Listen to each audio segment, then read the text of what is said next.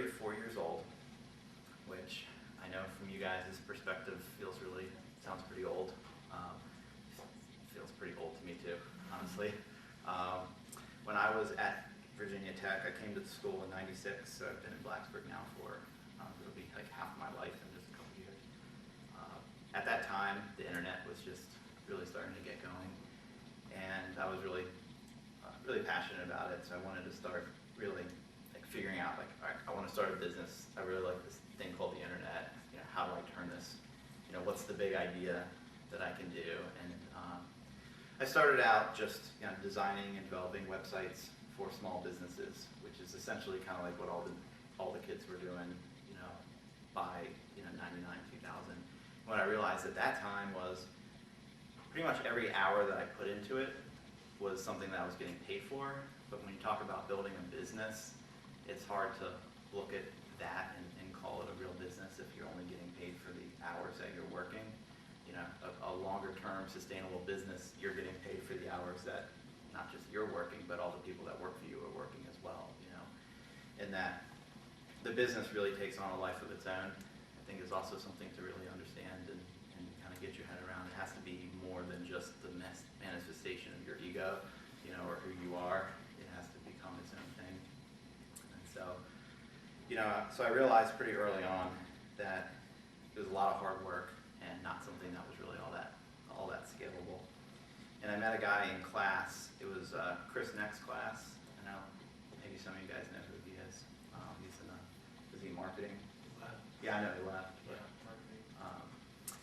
And I was sitting in the front row in McBride 100, and not because I was a nerd, because I wanted to make a beeline for the bus. I was kind of nerdy too, I guess, but make a beeline for the bus so I could get back to University Terrace so I can get started on my business. And Chris Neck looked down and was like, people want to start their business one day, raise your hand. And he pointed to me, and I said, actually, I've already started my business. And so after class, I moved pretty quickly to the bus stop, and this guy just was hauling ass and tracked me down. He's like, hey man, I'm starting my own business too. And it was very similar.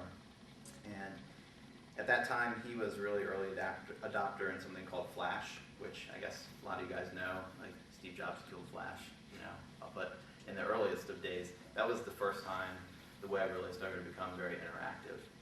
And so he had his own little business, I had my business, we were both kind of struggling. And then one day he put a product on a turntable with a Lazy Susan type of thing and took a bunch of pictures of it, so when you moved your mouse over it, it looked like it was spinning around in 3D. This was 1999, and the idea of 3D on the internet wasn't really, something photorealistic in 3D on the internet wasn't really possible at that time. And so I said to him at that time, I was like, this is hot, this is really visual, it's compelling, the value that this could have with this whole new thing called e-commerce happening. And I said, hey, we could raise venture capital with this right here, with what you've created. And his response was, what's venture capital? So it's like, all right, I think I can add some value here. So I put my business aside and I told him, I could get somebody to give us $1 million to start a business doing this. And he said, David, if you can get somebody to give us $1 million, period, I'll make you a partner in the company. And so that was November, December of 1999. I was scheduled to graduate in 2000. I was a senior. And my father paid for my education at that point, which was really awesome. And I told him, Dad, I'm dropping out. So that didn't go very well. He's like, all right, but you're on your own. I was like, that's all right, I got this credit card. I'm straight. So in the next couple of months, I started reaching out to a bunch of venture capitalists, went to some VC forums. Back in that day, the mentor networks and a lot of the things that exist today to support startups and fund startups didn't exist back then. So if you're going to make it, you're going to raise $1 million at least and kind of start the business, very quickly. And so within 5 months, raised $1 million in venture capital, $500,000 from a VC firm, from one of the founders, or well, not one of the founders, but one of the early investors in FedEx, and another one from Senator Mark Warner, started a series of funds, and he had invested as well. How did you network yourself with VCs at the time? How did I? Yeah. Emailed a bunch of them, went to some of the VC forums, sent them links. I mean, you gotta be pretty relentless. So you would, things that I did was I would identify like portfolio companies that seemed like they're in the same space, or that they kind of got it. There's a lot of VCs that specialize in different areas that, you could tell this is probably not going to be the right type of company. In our geographic location, a lot of them said, hey, you're not in Silicon Valley, or you're not in New York, so we're not, or even DC. Actually, DC had a pretty active VC market, so there's a lot of companies already there, so they would kind of pass over you. So you had to find the ones that, one out of Memphis, and one ended up being out of Roanoke, because Mark Warner set up a whole bunch of different VC funds around the state. So that's kind of how we kind of pieced the money together. So over the next year and a half, I think we raised like 1.3 million.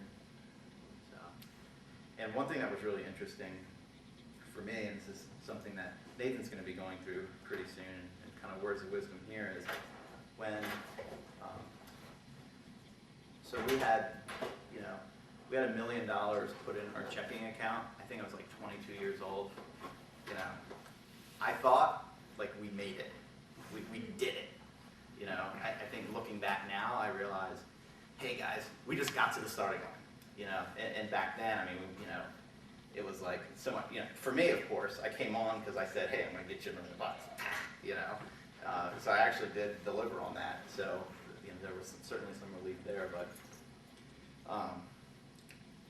That's really when things started, and that's something that I don't think that we had quite the level of appreciation for. It's not like we didn't work hard. I mean, we were working, at least 90 hours a week for the first 2 years. And so anyway, so we got started, and what we did was prior to the investment, we started selling this. Oh, I'm sorry, Nathan. Sorry. Were you guys at that point pre-product and pre-revenue?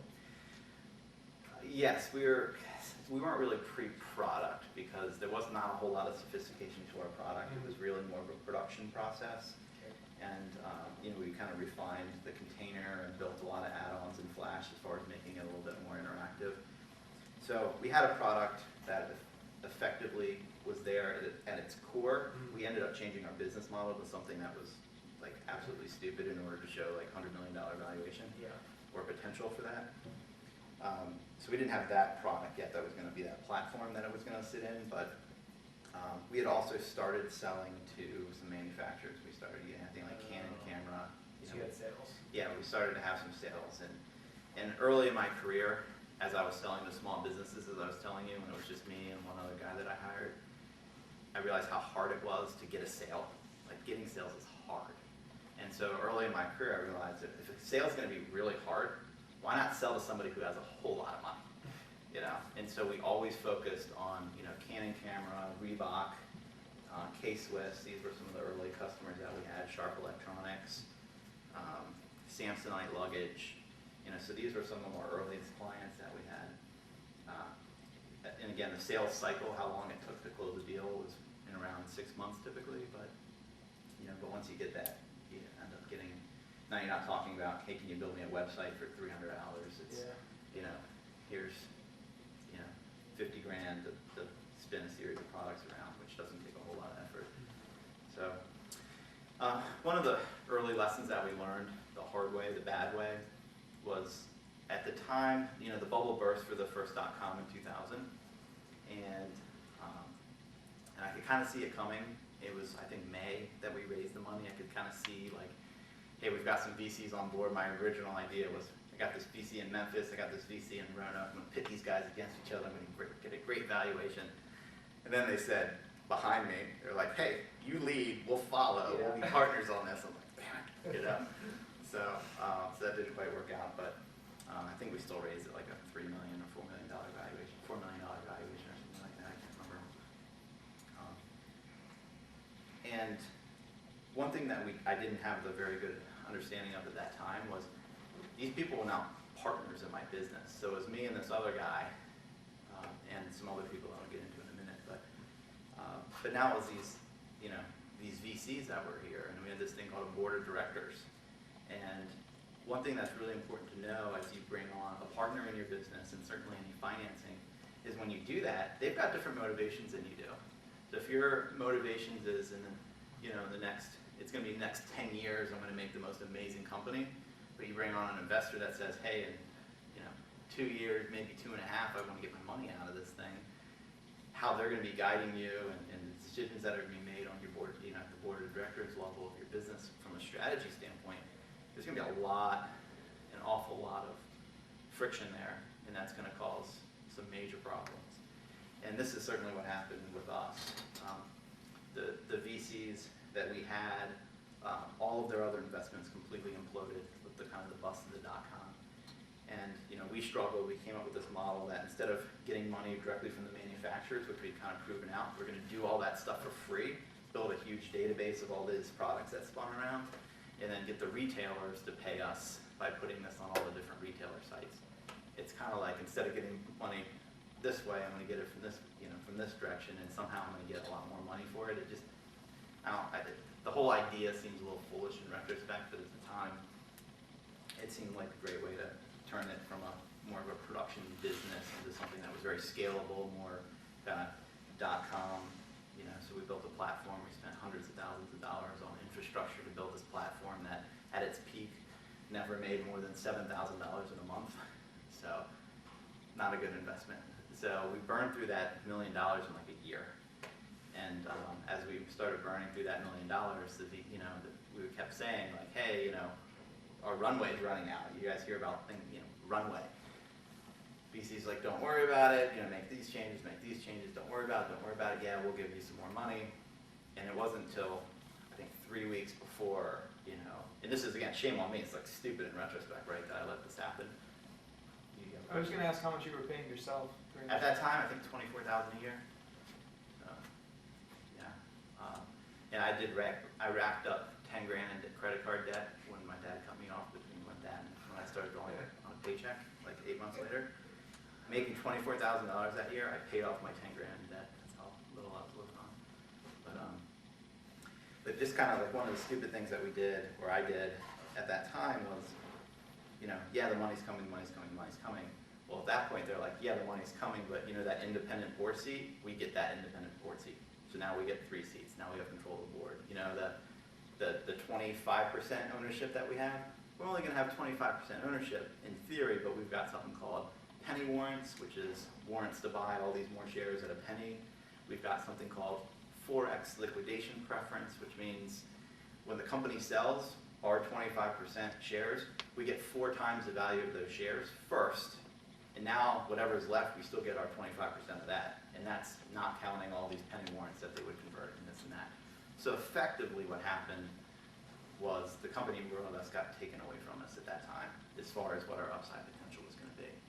And that's the type of stuff that a lot of companies would go through 10 years ago with VCs. People called it vulture capital and that type of thing. Thankfully, this market's changed tremendously. The last decade has really been about putting infrastructure in place to support startups, mentors, people that actually give a shit about people, regardless of whether they're going to profit from it necessarily. People like Doug Wanarina, who's a GM at Rackspace and helped coach Pat Matthews and Bill Babel, who sold their company to Rackspace here in Blacksburg. In the earliest of days, he was just there to support them. So. When you guys raised that money, were you leveraging with debt or equity? Was it a note or a series or a? It was Series B. It was Series A stock. So you have equity. Yeah. All the debt types of convertible note stuff. That's newer. They didn't really do all that stuff back then. Yeah. So really, at that point, my partner, who was the CEO, said, I'm out of here. I'm checking out. The VCs were happy because they didn't really like us, and they certainly didn't like him.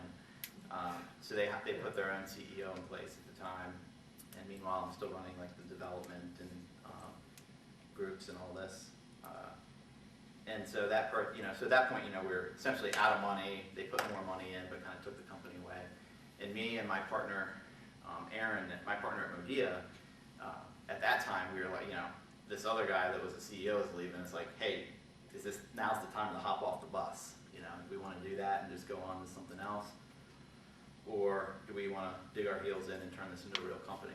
And we decided to do that. I'm not exactly sure why. I guess we thought we could still learn something through the experience. But the VCs put their own CEO in place, who I got along with fine. You know, I'm not like I didn't work hard and care about where the company was going and everything.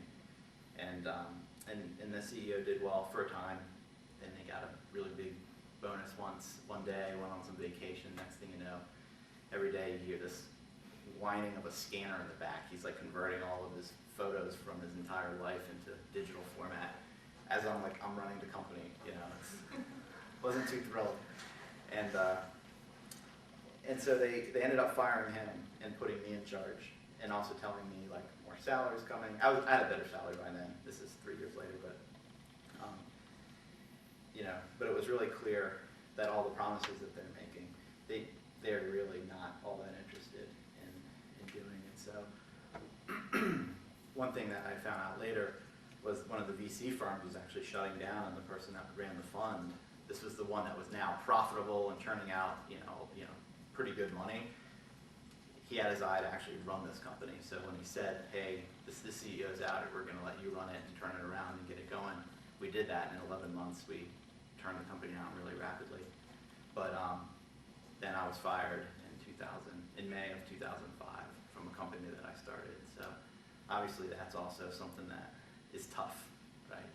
In January that year, we said, hey, look, we're in this production business, and this work that we're doing is getting commoditized. If we don't take on a new direction and turn this into maybe a digital advertising agency, then eventually we're going to be commoditized out of the market. We're not going to be able to, certainly not be able to keep the margins that we had. And they construed that as saying, you don't believe in this, you're out. And then next thing I know, this guy running the firm is now the CEO. I really cherished that time, you know, that at that time, like getting forced out of something that you thought you owned, even though clearly you didn't, and that you sunk, you know, 5 years of your life into.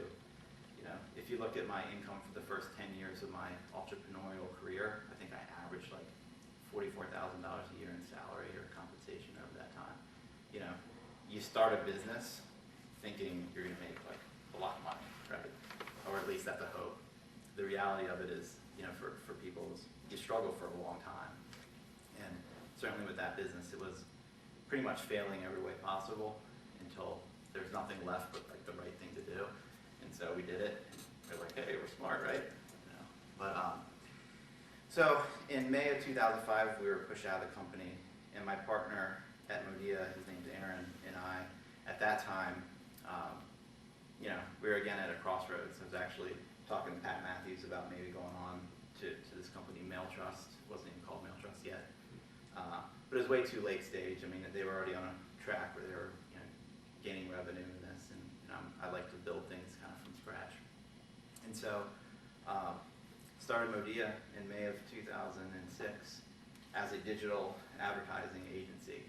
And you know, over the last, you know, I guess it'll be 6 years this May, grew from 3 people that we started the business to, I guess we have 51 now. We were up to 80, and then we lost a big client and had to do our first layoff about a month ago, which really sucks, you know. So, which just gets back into some of the struggles. But you know, so it was a lot of that early, you know, a lot of the early learnings from that previous business that helped us kind of form our opinions as far as what we wanted to do to start a new business. How'd you lose the client? How did we lose it? So there's something in the agency world called agency consolidation. It's where Verizon works with all these different agencies. Then one day they're like, wow, this is way too many people that we're working with. We've got to be able to gain some efficiencies by consolidating to fewer and working it out that way. So we got consolidated out that way. So now, should we have positioned ourselves in a way that they realized our value and made, you know, we're indispensable? Yeah. Did we? No. Fail. You know, and you know, had to do a layoff because of that. But you know, one thing that we learned when we started Modea, my partner and I, was that, again, kind of going back to who you let in your business, what are their motivations, and we decided, hey, we're going to start this thing on our own. You know, we're going to put our own money into it. We're going to grow it. We're going to be profitable right from the beginning. We're going to take those profits. We're going to reinvest. We're going to have a very long-term focus, this is what we're going to build for the next 20, 25 years. When you have that type of outlook, it's a lot, you make the decisions a lot differently than if you're saying, hey, I'm going to build this thing up real quick and sell it next year. Very different decisions as far as the talent you bring on, how you treat people, how you want to grow people and retain them, all that type of thing. So that's what we've done. We have no other investors. We've never raised money. The company's just owned by my partner Aaron and myself. And again, we've had that long-term outlook, and we've also decided to build an agency that competes with agencies from big cities that have been around a lot longer, and we're doing that from a very odd location, being here in Blacksburg. Usually if it's a good candidate, good talent that I'm talking to, usually the first question out of their mouth when I interview them is, what the bleep are you doing in Blacksburg? And then their next comment is, that's really awesome, because a lot of people crave to do the type of work and the type of environment that we have, and you typically only find that in a major metropolitan area, but that's not always where people want to live. And so we've been able to carve out a pretty unique kind of value proposition for potential employees, and we've recruited a lot of people from New York, Seattle, even San Francisco, a couple people from Austin, and these are markets that you usually hear people going to. We just hired a creative director who was in Dubai. She was in New York and California for years, and then went to Dubai for 4 years. So really hiring people from all across the world, really, but mostly all across the country, and relocating them here in Blacksburg, because we have this long-term outlook and we've got a vision of what we want to create. And that's particularly important for anybody starting a business. You talk about you've got some ideas, and now I just need to get some people on board. Man, if you got to sell people on your vision, you got to get people on board right away to start helping you figure out how to execute on that and be in the trenches with you. If you can't, it's just really hard. It's really hard to be a solo entrepreneur. I know that I couldn't do it personally. If I didn't have my partner Aaron, he's the smart one, as I say. So, and he's certainly the one that's a lot more.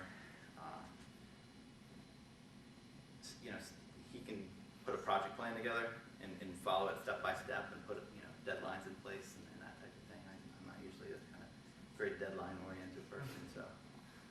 I thought you were going to say salesy. What's that? It was on the tip of your tongue, salesy. Salesy? So when we started Modea, one of the questions was, how do roles adapt over time? When we started Modea, the thought was that I was going to run sales, because our previous business, I was really kind of the point person maintaining a lot of the client relationships, and we wanted to leverage a lot of those relationships when we started Modea. And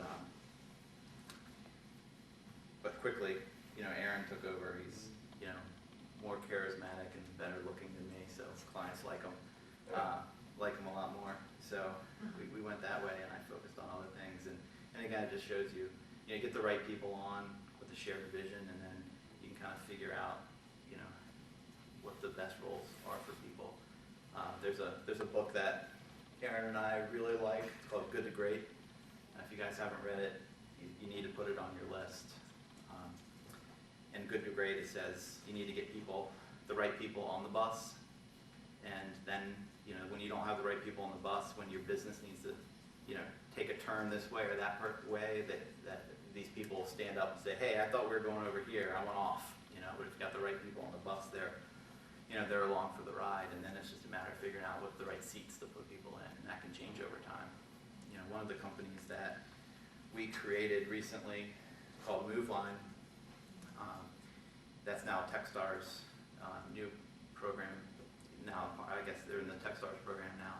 MoveLine, one of the co-founders, her name's Kelly Idson, and she, when we put that team together, she was Chief Awesome Officer. What did that mean? We're not sure yet, but she's one of the 2 people that are going to start this company. She's amazing, and she, is critical to the success of this, but what her role is going to be precisely wasn't really clear at the time. Now it's, VP of product, and people are kind of settling in, but, I think it's really important to build that team, have that person as a co-founder kind of in the trenches with you. I think is critically important, because things get rough. I mean, they get really depressing, and you feel like it's like failure, failure, failure, failure, success enough to keep you in the game, and then failure, failure, failure, and eventually things really start to go. You know. So I guess I'll talk about just you know, some of the, like this. I'll talk about MoveLine a little bit. So has anybody raise your hand if you've heard of MoveLine? Fred. Yeah. Oh, Fred already came. You dropped Fred's name. Okay. He So actually came in and gave a speech about it. how long ago? 2 or 3 weeks ago. So after he already got into Techstars? No, No, before. he didn't mention 3 it. weeks before. He didn't even mention it. This is before. Okay, cool.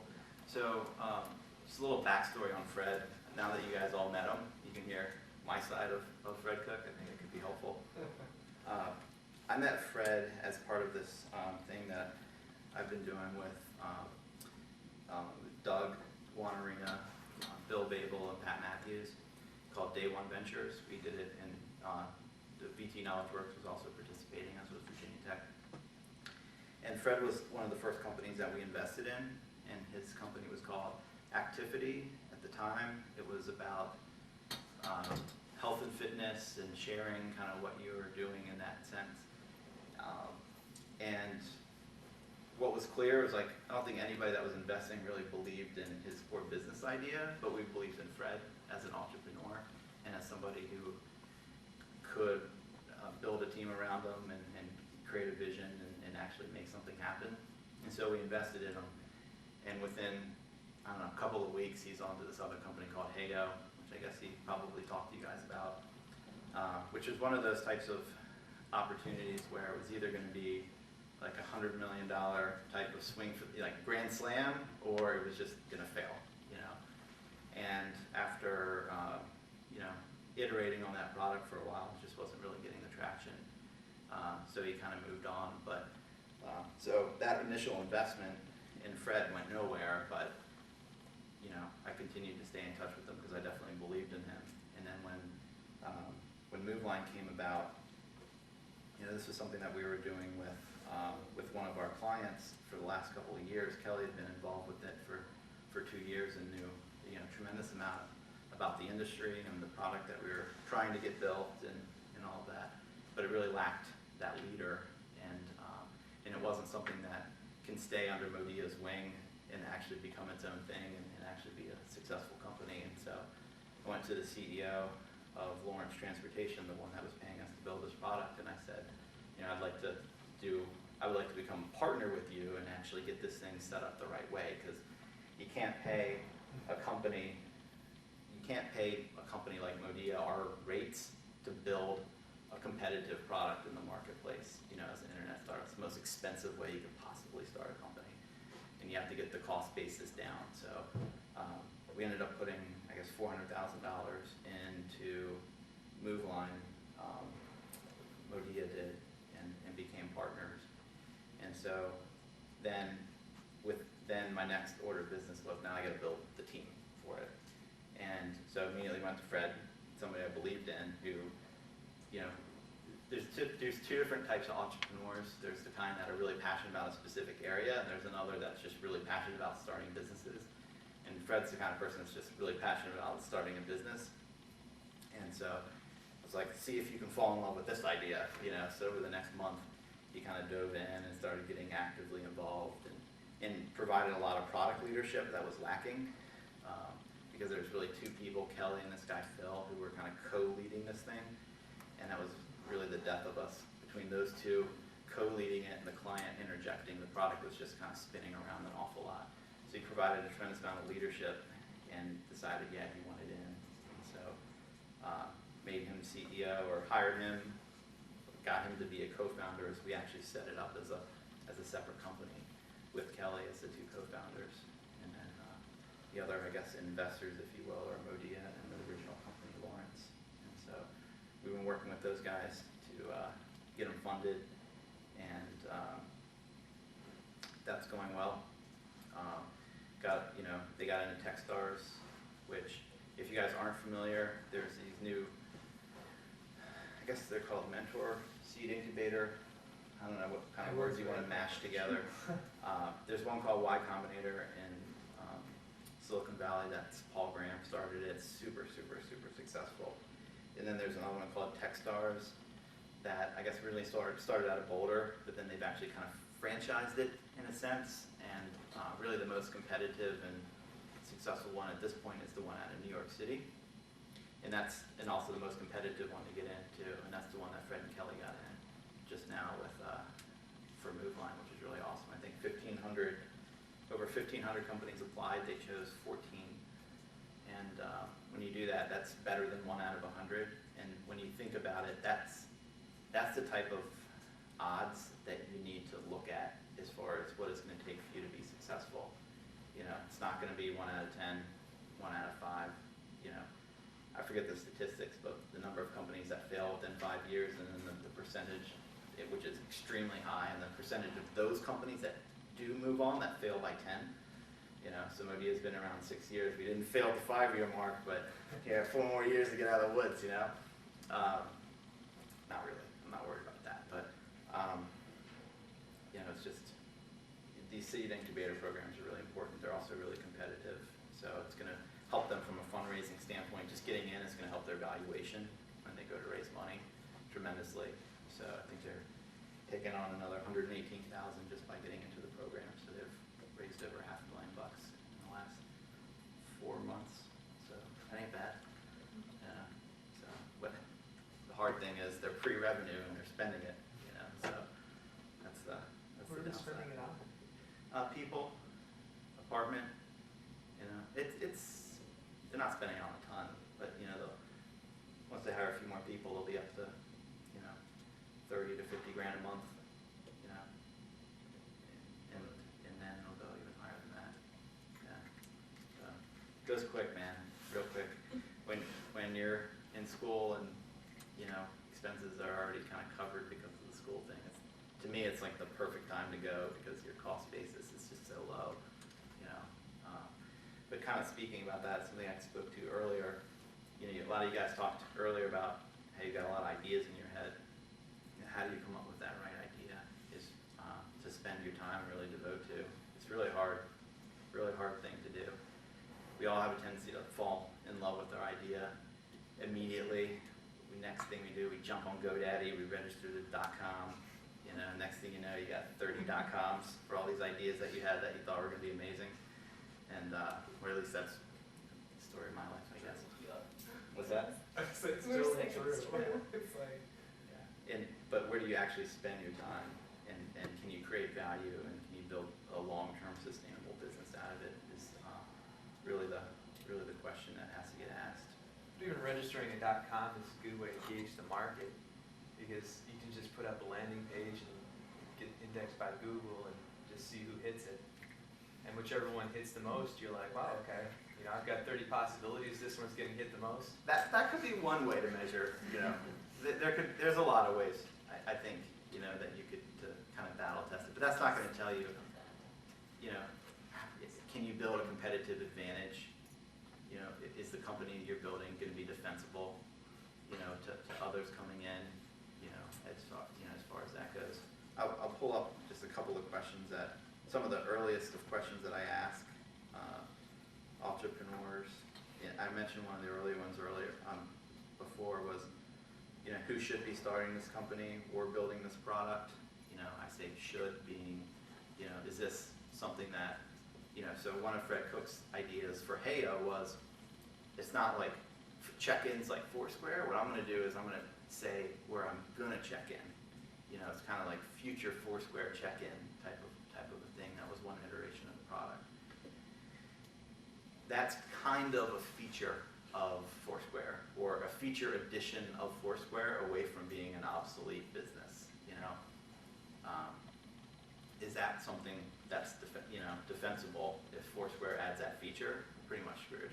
You know, and so when you talk about what this business is going to be, does that mean you don't move forward with Heyo? No, but it means Heyo has to be an awful lot more than simply future check-ins. You know, that's part of a grander vision of what that you are in the best position to realize or execute on. And so much of what you see with innovation is kind of the next logical step type of thing, where you see, even now, you go to TechCrunch Disrupt, you'll see, a dozen companies there kind of doing more or less the same thing. And why is it that after 10 years, nobody was thinking about it, but all of a sudden there's 12 there that are doing it? And for the 12 there, there's probably 12 more for each one of those companies, probably hundreds of other startups around the country trying to do the exact same thing. It's because that's the next logical step as far as where the industry is and where technology is and where consumers' mindset are and what they're ready to do. So you have to understand kind of where the market is and why it's the right time in the market, but you also have to have a larger vision of why you're going to be successful, because there's going to be another 100 people working on the exact same product idea as you. Likely. At least that's the mindset that I like to have going into it. Would you quit if there wasn't? Would you quit If you're the only person working on a problem, would you not do it? Well, I think if you're the only person trying to solve a problem, the next logical question is am I solving a problem that has a big enough pain point to matter? I see a lot of really awesome developers putting together these really awesome things that at the end of the day, like, that's cool, but if your idea was to turn that into a business, you're wasting your time, because there's not enough of a value that you're creating by doing this to justify starting a business. That's a nice little thing that never existed before, but is that really worthy of starting a business? For Modea, we've got our internal R&D program where people are constantly kind of submitting ideas for things that we can create. Because one of the things that I've been really happy about Modea is I've been assembling kind of marketing people, design people, product people, developers, all of the ingredients for doing what is a modern day kind of internet startup. I have within my company doing campaigns and digital creations for other businesses, for our clients. So taking the talent that we've assembled and being able to create things that don't exist. And a lot of them that people come up with are, well, how are you going to monetize that? How are you going to make something bigger out of it? With the example of Heyo that you gave, do you think that it could have succeeded over a Foursquare if it was better marketed? No. It's kind of like if you just created, if you could snap your fingers and have Facebook with twice as good features and better privacy and everything kind of worked out, would it therefore be successful with great marketing? There's traction and momentum. Momentum is something that's really important. Gowalla just shut down. I don't know if you heard that, if you even know who Gowalla is. Foursquare, a year and a half ago, or I guess at South by Southwest 2 years ago, maybe 3 years ago, they both launched kind of at the same time, and over the course of the next year was who's going to win the geolocation war, Gowalla or Foursquare? You guys are like, go who? So that answers your question.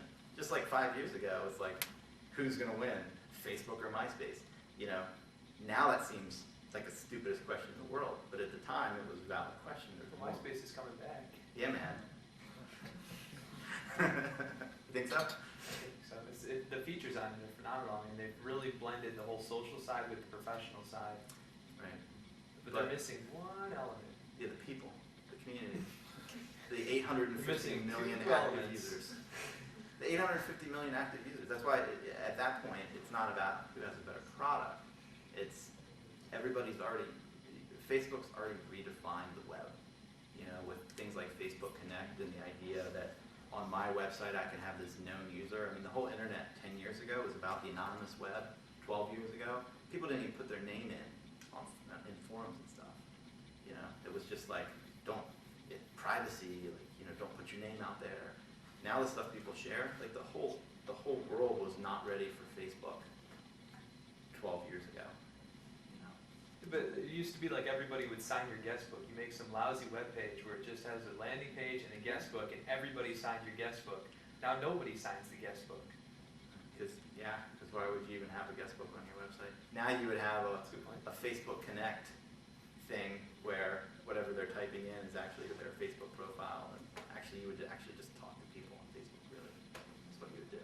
And again, they've kind of changed the web from an anonymous web to a known web where you now have people, activities actually represented by a real person now, where that didn't used to be the case. But anyway, okay.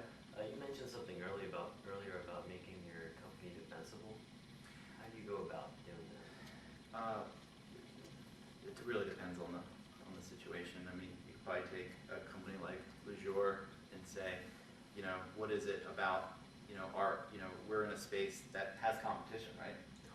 Ton of competition. It's a very crowded space. How do you build a defensible position over time? It's going to be, you have to pick, like Rackspace, they picked service, fanatical support as they call it. That's their defensible position. They won hosting 1.0 before all the cloud because they grew the company based on their support model, and that was their defensible position. It wasn't through technology innovation. If they win the cloud hosting wars over Amazon, it's not going to be through technology leadership. As a technology company, that's kind of a weird thing to say, but it's going to be through, the support position that they've taken, and that's how they won the first one. For Leisure, it could be support, it could be through product innovation, it could be through patents, it could be through licensing deals, kind of wrapping up the market, creating, there's a company that we were kind of helping out for a while, and they had a kind of go for broke model where they could either kind of go to these series of companies and sell to these companies, or they could go to the suppliers of those companies, which are a lot fewer, and strike deals with them. And if they struck deals with them, these companies now that they were selling to and competing with other companies for would have no other choice but to use them. They kind of locked up the whole market that way, which was strategically smart for them. So I think it really just depends on the market and where the company is and all that stuff. But how you can't just have you don't want to build a company that can be put out the pasture overnight. What is that for Modea? Isn't it relational? Relationship pretty much? Yeah, certainly. Yeah, so we're a service business, so clearly our service is what's important. For Modea, the reason that we started it was because at the time in 2005, I think the average amount of advertising dollars being spent in the digital space was, I think like 2% or 4%. Like clearly the pie is going to get tremendously bigger. And what we knew was all these traditional agencies that have been around for so many years, they just didn't understand technology, they didn't understand digital, how to reach people through the internet, and certainly as social, the social channels kind of came to fruition, and they still don't understand. So we've been kind of racing to really understand how to build a brand, kind of do some of the things that they've been doing for a long time. But bringing our kind of digital expertise to the table to understand kind of how people are actually living and spending their time online and living their life these days, which is very different from back when you could put a television commercial on 4 network TV stations running simultaneously and reaching 90% of the U.S. population. That type of opportunity for a marketer doesn't exist anymore. It's way too fragmented now. So. Yeah, so really just for us, certainly service is important, but just the expertise that we bring. We can build a brand, but we also know where we know how your consumer, we know who your consumer is and how to reach them in the digital channels. And so that's why we've had a lot of traction with some really awesome clients coming to us.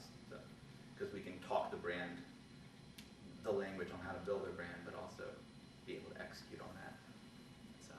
Do you guys specialize in a certain industry of client?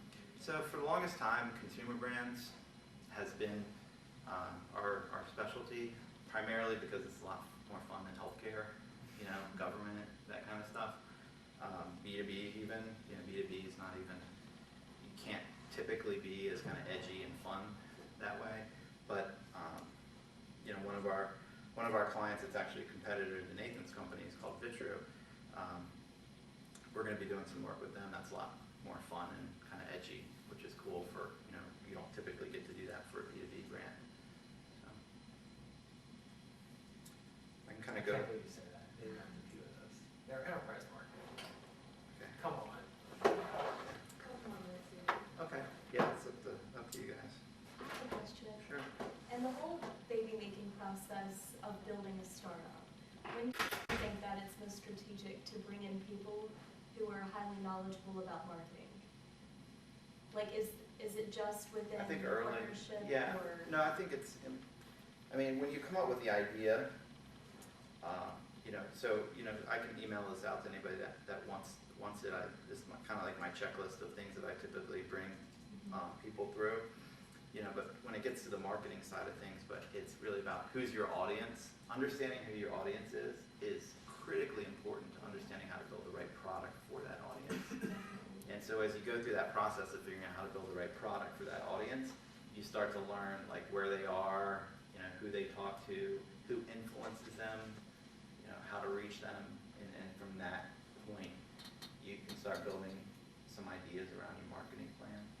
You know, but it has to happen right away. I mean, you can build a product, you know, if it's the music product for universities, but there's no clear way how to reach that specific market, then that's going to be really hard to ever get traction in getting that product sold in. You know, so you have to understand that early on. But I meant as then bringing in more people into your company, like when do you think that that's most strategic? Bring in a marketing person, you're Yes. saying? Or, Yeah. I mean, once the product, once you need to launch, you know, kind of start building awareness for the product, you're going to have somebody who puts on a hat that says marketing on it effectively. Whether that's a full-time marketing person or not, really depends on how far the company's come along. In the earliest of days, you've got to wear an awful lot of hats. You know, Yeah. you're a product guy, you're the coder and the marketing person, you know, sometimes, you know, really weird mix, you know, and the business development person. I have a little bit of input into that. I interned with a startup this summer at TechPad, and they put the hat on me as marketing director, which was awesome. But they didn't have a product ready for me to sell ever, and it was very difficult. They had me, you know, doing quote unquote market validation. Our main it was B2B basically. Business owners, the restaurant managers, that's who we were trying to reach.